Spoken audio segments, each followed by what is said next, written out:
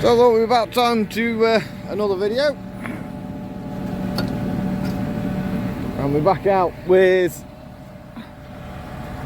the tool, Bomford's Hawk Evo 6.5 telescopic. Fair old bit of kit. So yeah, we've got a little job to do here, just a little paddock here in the house next to it, so thought what better time to have a look around the edge cutter, get a bit of work done. Oh, we've modified the bracket. That bracket is because when it's folded in, basically where it's supposed to fold in there, it'll touch the cab before it'll touch that plate, that little white thing down there. But if you try and leave it off the plate, as you go down the road, it creeps towards you and ends up in the cab anyway. So yeah, we've got that little bracket, and that works. Hey, you still need, I know you could put something there permanently, but then you'd lose being able to bring it in enough. So such is the way. Anyway, hit the go button. Put it PTO on as well helps.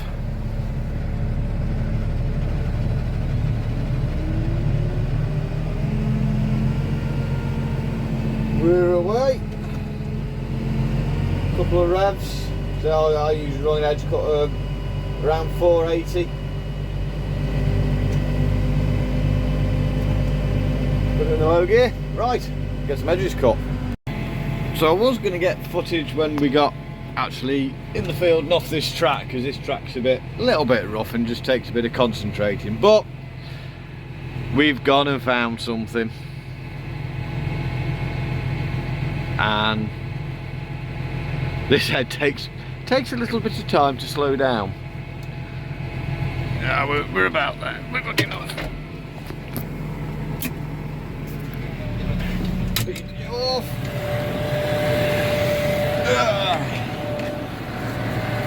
Yeah, somebody's gone and left a bale of twine in there. Looks like this will be a two-hander job. Oh no, maybe.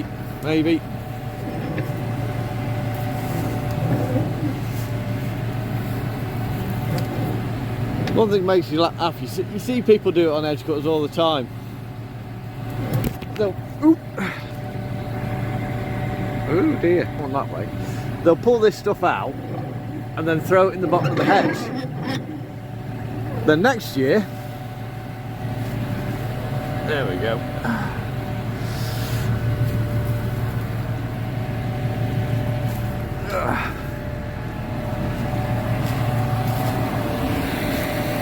I don't actually know where it was hiding. I mean, it was sort of here somewhere. I'm assuming it's probably off that gate. Right. Oh. Oh, good fun. Could be worse. It's only a bit of bale of twine. It's not wire.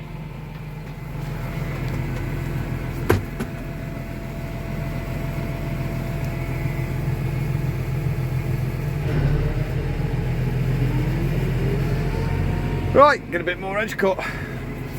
Not the nicest hedge is to do. It's a bit sort of, it's not a good solid hedge, so it's not the easiest one to get a good finish on. But we're doing it. Right, crack on.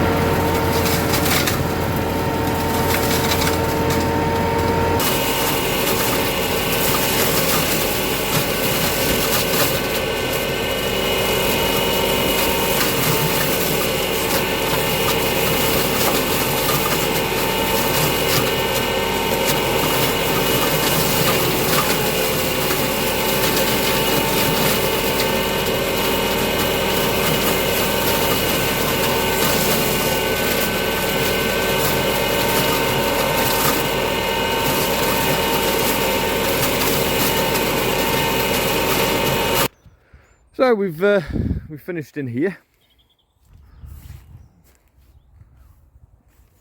I think it looks too horrific. So yeah, like we've said a few times, we know what it is now. 6.5 metre each. I thought, oh, when I stop for dinner, I'd send the ride out just so you can see. Sort of, yeah. So most of you guys have been watching me a while know that I'm more used to really a McConnell than a Bomford. I've had very little to do with Bomford, so it's taken a bit of getting used to being different brand. Things are slightly different and react slightly different. This machine, really in terms of size and the boom and all that, it's probably similar to the 6 metre McConnell that I was using before the knuckle boom, but obviously with half a meter's reach. I know McConnell's 6.5 metres telescopic are a bit shorter on here, which drops the height down, which makes them a lot more usable under like trees and stuff like that. That said, this isn't bad. This really isn't bad. A few bits I like on it. The way the arrangement is back here, it seems easier to sort of get up behind trees and leave less bits sort of sticking out as you start your run. You can see like over there. Can see into the head better. I find it easier to find the angle, and I can see easier where I'm cutting. Still seems to be struggling a bit like on a shoulder. Still seem to be greedy on it. So we need to get used to that. What else can we say about this? I like the way the pipes are routed. And that's very similar to a McConnell, but they're actually steel pipes in there with flexibles on either end, and when you take that guard off, the pipes are still solid, whereas McConnell, you take that guard off and pipes go everywhere. It's hard work. Down here, the routed the pipes, instead of on the back, they've routed them up there. I like that because they are really out of the way. Another thing with these, like getting into here, there's a lot more room. It's a lot easier to see if you've got a leak, a problem or anything in like that. And the spool block that's usually down here and gets covered in water, edge cutters and God knows what, Bomford put under the hood. So they're more protected as well. I've always been a bit the sort of big fan cowling on the side. I would never like that because I thought it was impeding vision down this side. Haven't really found it an issue. So yeah, as you can guess, I'm kind of liking a Bomford. So right, that one now. Let go open the gate up again.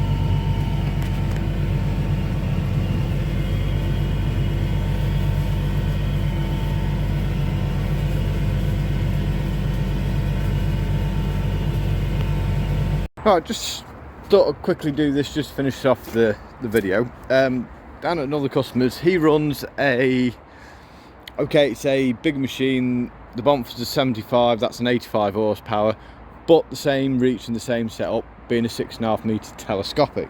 So just thought I'd sort of show you where I was mean on the differences. Now, let's try and remember. Yeah, point one. See, that arm there is shorter, but that one's longer. Benefit I find on that is you're not sticking up as high on above the machine. It's also, of course, is because there is the element of it pushes you out this side, so you get sort of, say, like over the wall rather than trying to get up the wall. The linkage wide we can't really say a lot about, because this is an axle brackets machine and my mate's is a linkage mounted machine. One thing, McConnell have got that right. That's it, solidly on there, and it's well clear of the cab. So, as you can see with the McConnell, all that lot is all shrouded up. Okay, it makes it a little bit better for debris resistance, although you've got a grill here with your solenoid block down here. But it isn't quite so accessible. If you've got an issue with the machine, you've got to strip more of it off. Head, this is a belt driven head, same as the Bomford. But a 1.6, so I'm going to say we're going to struggle on comparison on that.